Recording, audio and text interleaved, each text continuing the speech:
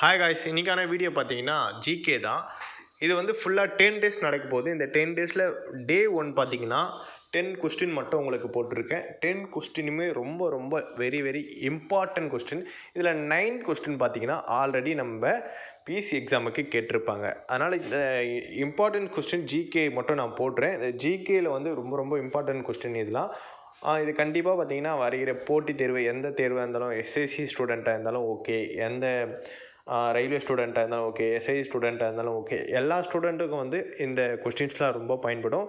அதனால் இந்த கொஸ்டின்ஸ் ஒன்று ஒன்றா நீங்கள் அழகாக ரீட் பண்ணிக்கோங்க. ரீட் பண்ணிட்டா நீங்கள் எனக்கு கடைசி கொஸ்டின் மட்டும் என்ன ஆன்சர்னு சொல்லிட்டு எனக்கு கமெண்ட் பாக்ஸில் கமெண்ட் பண்ணுங்கள்.